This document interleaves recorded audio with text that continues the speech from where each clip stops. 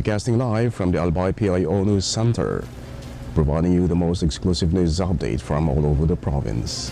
This is 12 o'clock Newsbreak.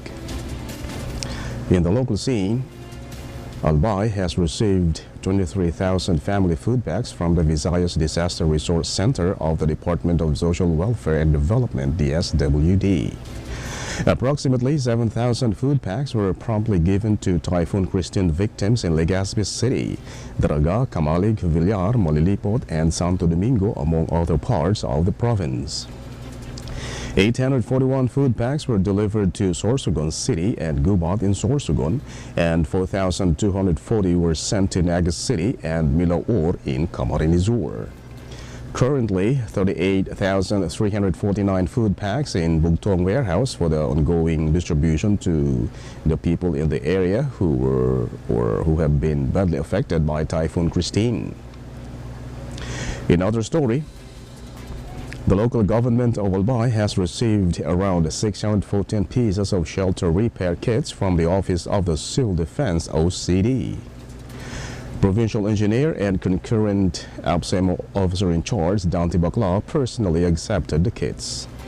According to Baclaw, the said assistance will be allocated to families severely affected by the recent Typhoon Christine, which is still part of the ongoing relief operations of the local government. One of the immediate needs of the local government units is the need for temporary shelter, especially for those with totally damaged houses, based on the report of the Provincial Social Welfare and Development Office. In the national scene, oil companies in the Philippines announced the adjustments of prices in fuel. The gasoline prices decreased while rise in diesel prices are in effect. Oil companies such as Sea Oil, Petrogas, Clean Fuel, and Shell Pilipinas said that gasoline prices are set to decrease by 0.10 to 0.30 cents per liter, while the diesel are set to increase by 0.50 to 0.75 cents per liter, and kerosene will rise by 0.40 to 0.50 cents per liter. The Department of Energy Oil Industry Management Bureau said that the adjustment of mixed oil prices are due to the tightness of supply of diesel, kerosene, and jet fuel in Asia, geopolitical risks, particularly the ongoing war in the Middle East. In other story, the House Committee on Good Governance and Public Accountability recommends on Department of Justice (DOJ) to issue a Lookout Bulletin Order (LBO) for the 7 officials of the Office of the Vice President.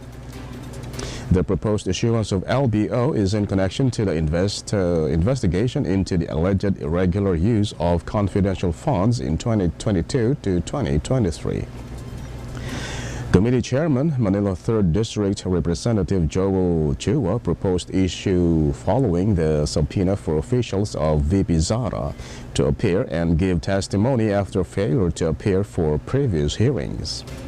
According to Chua, that his committee have received an information that the 7 officials may attempt to flee the country.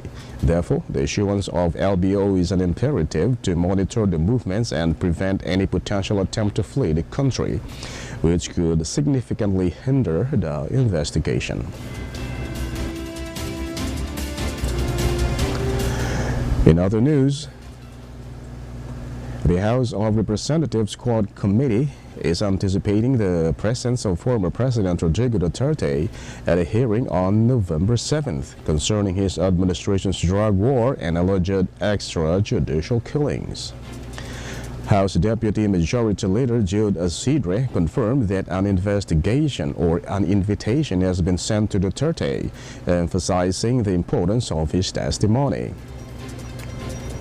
During a Senate inquiry last month, Duterte admitted to forming a seven-man hit squad while he was mayor of Davao City. He clarified that he never ordered specific assassinations, but encouraged suspects to resist arrest, which resulted in their deaths.